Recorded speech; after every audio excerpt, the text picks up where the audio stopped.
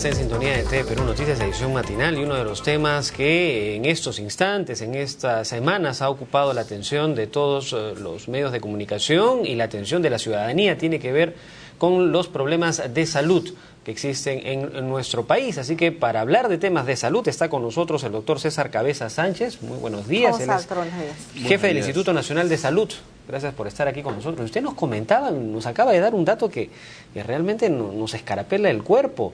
Nos dice que en el Perú hay más de 1.379, para ser exacto, medicamentos para atender las diferentes necesidades de salud, pero para enfermedades tropicales no solamente hay 11. ¿Qué está sucediendo? Siendo esto una de las enfermedades como esta de la influenza H1N1, una de ellas también están vinculadas a este déficit de atención de las enfermedades que afectan sobre todo a las zonas altoandinas, a la Amazonía de nuestra patria.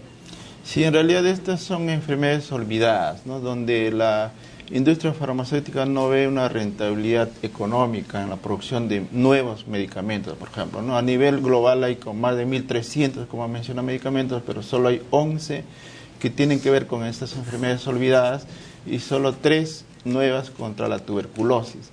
Entonces, frente a esta situación se han identificado varias de estas enfermedades. Por ejemplo, tenemos la fiebre amarilla, la rabia silvestre transmitida por murciélago, la leishmaniosis, las enfermedades parasitarias en general afectan a población pobre que vive en zonas rurales y que si no hay esta cobertura, digamos, por ejemplo, desde el punto de vista de tratamiento, de diagnóstico, el Estado tiene que asumir esa responsabilidad de cubrir esta necesidad.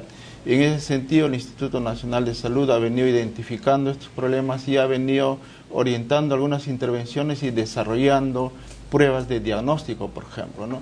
El año pasado se lanzó un kit de diagnóstico, por ejemplo, para el dengue, que es para determinar anticuerpos y diagnosticar el dengue, y estos kits están de manera descentralizada en las regiones donde existen los problemas, diagnosticándose y reportando oportunamente para evitar que hayan más casos. ¿Qué es lo que hay que hacer? Si es decir, los laboratorios o la industria farmacéutica no verá rentable pues hacer la producción de determinados medicamentos que va hacia sobre todo aquellas personas que tienen muy bajos recursos o que están viviendo en situación de pobreza, sin embargo son presas fáciles de estas enfermedades olvidadas a las que usted se refiere.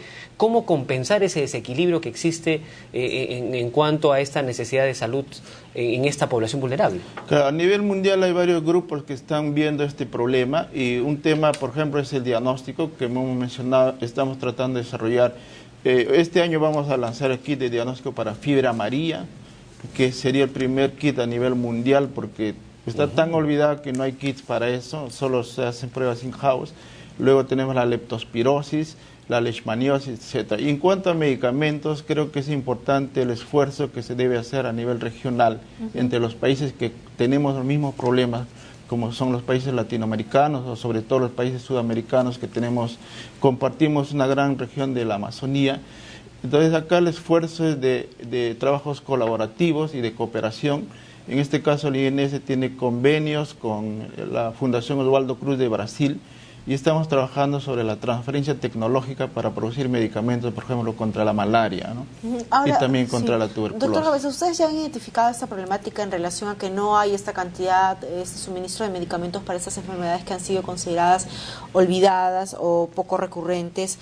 En nuestro país, ¿cuáles son las localidades, las provincias o las regiones en donde hay mayor cantidad de casos de esas enfermedades olvidadas? En general en la Amazonía y en la zona de la sierra, pero sobre todo en zonas rurales, y está ligado también a grupos étnicos, ¿no? Por ejemplo, los grupos aborígenes que viven en la Amazonía son los quizá por la situación de dispersión en la que viven, son a los que menos llegan las atenciones. Se está haciendo ese esfuerzo. Por ejemplo, ellos tienen el problema de la rabia producida por mordedura de murciélagos. Entonces nosotros sabemos acá cuando en la ciudad nos muerde un perro, vamos a un servicio y nos vacunamos y evitamos que sean los casos. Pero cuando muerde un murciélago, los niños, ¿qué hacer, no? Por la dispersión es difícil que alguien llegue a vacunar a estas familias que son afectadas. Entonces lo que se está haciendo es prevenir esto vacunando a los nativos antes que los murciélagos los muerdan, de manera que están protegidos. Ahora, imaginamos, doctor, que pese a ello, ¿no?, a los trabajos de prevención que ustedes están realizando, ¿cómo son las cifras de mortandad en el caso de estas enfermedades olvidadas? Porque el grueso de los lugares son zonas de extrema pobreza, o zonas rurales, o zonas del oriente de nuestro país, donde no hay mucho acceso, pues, a los médicos, a los centros hospitalarios. Si son enfermedades que van a producir discapacidad, en estas zonas es importante por eso el tener diagnósticos oportunos, claro. Y en eso se está llegando. En el caso de la tuberculosis, por ejemplo, han salido nuevas tecnologías que permiten hacer diagnósticos en menos tiempo. Estamos tratando de que esa tecnología también llegue a estas zonas, haciendo el diagnóstico a partir de muestras de esputo, y estas son llevadas al laboratorio de referencia regional, y esos son enviados al instituto, y en un periodo menor de 3 o 4 días tenemos diagnóstico. Por otro lado, estas enfermedades, por ejemplo, tenemos otras enfermedades zoonóticas como la hidatidosis, la cisticercosis.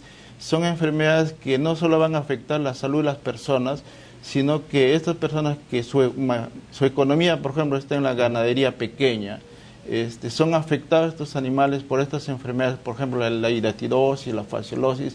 Si mueren esos animales, también es afectada su economía. Por eso es importante abordarlo de manera integral, estos temas que no solo van a afectar la salud de las personas, sino también esa pequeña economía que tienen estas familias. Doctor Cabezas, TV Perú llega a todos los rincones del país, de nuestra patria, y nosotros tenemos seguro en estos instantes muchas familias que deben estar preocupadas, sobre todo en las zonas que usted ha mencionado, respecto de la vulnerabilidad que tienen frente a estas enfermedades. ¿Cuáles serían las recomendaciones que usted le daría a estas familias para no ser víctimas de estas enfermedades tropicales o enfermedades olvidadas a las que usted refiere? Claro, estas enfermedades están determinadas por algunos factores, que es lo que se llaman los determinantes sociales, económicos, sobre los cuales en realidad la población puede hacer algo, pero no mucho, ¿no? Pero entonces es importante la educación sanitaria en esta población para que ellos puedan tomar las medidas de prevención de algunas de estas enfermedades. Sin embargo, esto está acompañado también al desarrollo que puedan tener estos pueblos y el acceso a los servicios para mejorar su situación sanitaria. Las autoridades, los alcaldes, ¿qué tendrían que hacer para poder dar o poner a buen recaudo a su población? Bueno, básicamente en el caso de enteroparasitosis, por ejemplo, es el acceso al agua, ¿no? El agua segura, y eso tiene que ver con la disponibilidad de agua, y todas las autoridades locales, importante que estén viendo este tema del agua y el desagüe. Por ejemplo, en lugares como Juanjuy y en otros sitios han habido problemas de agua y ha habido la transmisión de la leptospirosis, por ejemplo, que es una enfermedad que puede producir cuadros severos, pero que está ligado a que las personas, por ejemplo, usen zapatos, no estén expuestos a aguas contaminadas. Eso significa que tiene que haber disponibilidad de desagües para que la población no esté expuesta, ¿no? Muy bien, doctor, le agradecemos muchísimo por habernos acompañado esta mañana con nosotros. ¿Hay algún número telefónico en el cual la población pueda acceder a ustedes? Sí, pueden ingresar a la página web del Instituto Nacional de Salud, que es www.ins.gov.pe.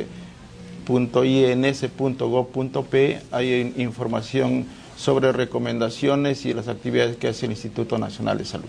Bien, le agradecemos muchísimo al doctor César Cabezas, el jefe del Instituto Nacional de Salud, quien estaba con nosotros esta mañana. Ahora tenemos más información que compartir con ustedes, Julio.